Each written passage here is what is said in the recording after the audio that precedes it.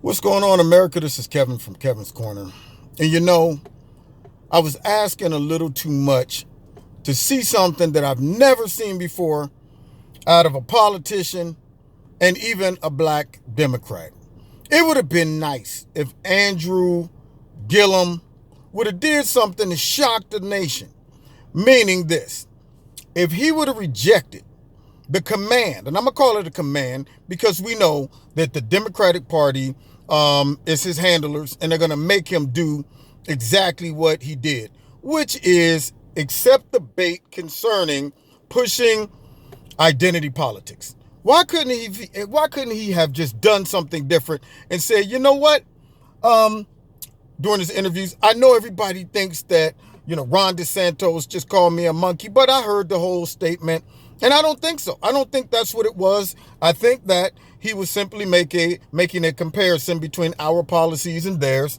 And he used the monkey reference and an example to show that he don't want to mess up whatever momentum they feel they have going in Florida. And I would frankly like it if people would not try to use the identity politics or race card when it comes to me and my campaign. I would like to compete on a fair level where we go toe to toe using policies, reason, logic, and benefits to all of our constituents.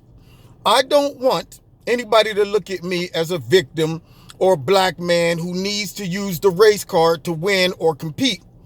Those that use that, there's no place for it, okay? I'm going to win this fair and square.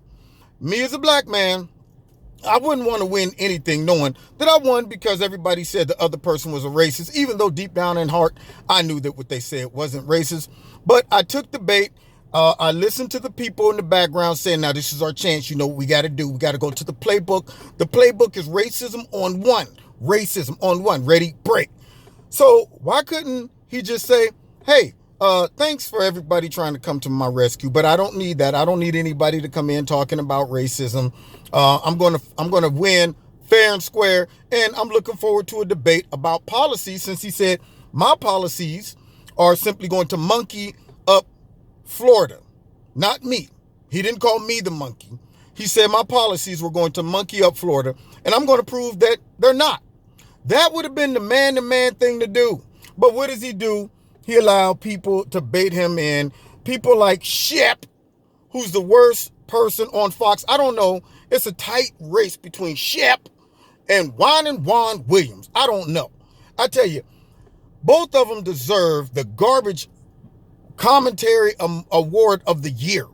I mean, I'm telling you, I want to hit them in the face with a doo-doo pie, just filled with poop, just right there in the face with a doo-doo pie. Now, let me put my disclaimer in there. I'm just joking about the doo-doo pie, okay? First of all, I'm not going to use excrements to go into a pie and then find either one of those men and assault them with the doo-doo pie, okay? That's for all of the liberals or anybody out there that might watch this video and say, he's threatening people to hit him in the face with poop. You know, what kind of person is this? He's inciting violence. No. It's just saying that I despise them on the show. Okay, that's all I'm saying. So the doodle pie reference is for a joke, okay? Just for all those out there that might try to hold me accountable later. I don't want no charges brought up on me because I talked about hitting them in the face with a doodle pie. Okay, but if there was a chance for me to put them on one of those, platforms out at the fair where you get dunked, or they allow a pie face throwing contest for charity, I might pay a good $2,000 or $3,000 to hit both of them in the face with a doo-doo pie, okay? Now, getting back to those two, of course we know they defend garbage statements like that. And then, of course, Shep brought him on his show to furthermore push the narrative and try to push him towards saying, yeah, it was a dog whistle, it's now a bullhorn, it's a megaphone, it's a amplifier, it's a concert speaker. That's what they're using now to point out the racism and speak to their racist base of people. And I'm thinking, dude, don't take the bait. Don't do it. Be like Tiger Woods. Be like an honorable person that don't feel like you have to have an advantage when it comes down to competing in politics, okay? There's no such thing as affirmative action in politics. Just because you're black, you get a pass, or they got to have a certain amount of black politicians in there to meet a quota. Okay, you don't want the advantage because you're black. When I played football, I didn't want to get the position because I was black. I wanted to get the position because I was the better running back. I didn't want anybody to say, what a poor black person who's competing against all the white running backs. Only reason that they're winning is because they're racist and they set him up. Why can't they just simply say because he's the better candidate, just like I was the better athlete? But what does he do? Took the bait, and I'm sure his handlers went to the playbook and said, no, you're not going to do the honorable thing and compete fair and square. We're going to use all the influence and power of the liberal media and all of their racial narratives that don't really exist. We're going to use them, and we're going to also use the narratives that we've been using for about 60, 70 years plus when it comes down to trying to compete politically, because we don't have a message. We don't have a message. We don't even have a leader. Our party's divided. I don't know if we want to be a pancake or a waffle. Someday we feel like someday we feel like a nut. Sometimes we don't. You know, some days we are full-blown socialists. Sometimes we're moderate, but we don't really know. We kind of wake up and we just test the air. Wind's blowing that way. I guess we got to be more liberal. Wait, we're in a state that's more moderate. Now we got to be more moderate. Whatever we have to be, okay. And no matter what we are, one thing we are is race baiters. That's the biggest one right there. We are dividers of the country, and all we do is push identity politics. We don't even have policies. We just have identity politics. That's it. That's all we have to go to. So why are you breaking the mold? Why are you going to dare to be different? Why are you going to be a maverick? Why are you going to complicate things? Don't fix it if it's not broke. So let's stick with identity politics, even though we know this guy wasn't calling you a monkey. But you better get out there and act like he hurt your feelings and you don't understand proper English and context. You better get out there and you better yell at the top of your lungs. Absolutely, he was calling me a monkey.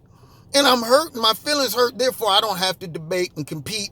I just have to go out and say he's a racist, and that should automatically make me win. Boy, I tell you. And people fall for it. They watched it, and they're like, this is unbelievable. I'm talking regular people. I ain't talking to media, because they know. But regular people, I've heard them say, you don't think that was offensive? No. Now, it might have not have been the smartest choice of words because of the climate that we live in, and we also know the opportunity that the Democrats and the liberal media is going to take. You never want to give them an inch because they always take a mile. You always got to tiptoe around and make sure I don't say anything that could possibly be inferred as racist, because that's what they're going to do. They're always going to assume the worst, and they're always going to say, well, did you hear that? He just used monkey in the same conversation that involved a black man. Could it be that he's racist? This is the same dogma that Trump used to start his campaign. There you have it, ladies and gentlemen. I guess all black people are monkeys. Unbelievable. Anyway, I wish you could have a do-over. Gillum, if you're listening, one brother to another, why don't you do the honorable thing and say, okay, regardless of what y'all are trying to paint this out to be, don't focus on that. Let me compete fair and square. So at the end of the day, if I do win, which I hope he doesn't, okay, because his policies do suck, you know. But if I do win, I don't want it to be because I was black and I was a victim and I was being called a monkey and people felt bad for me, even though they ain't have to feel bad for me because he didn't really call me a monkey. But that's why they voted for me, because I got assisted by the funky, crooked liberal media and they painted a race narrative that didn't exist. But I accepted it, trying to get every advantage I can to win, because I can't compete honorably, man to man, without pulling the race card. So I did that. Do the honorable thing. Anyway, you've been listening to Kevin's Corner.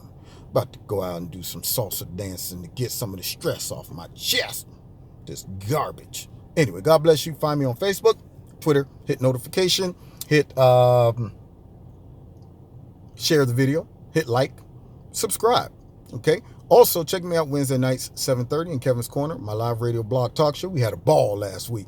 And also find me on, I think I already told you, Twitter. If you want to donate to Kevin's Corner, there's links in the bottom to do so. All right, God bless. See you next time in Kevin's Corner.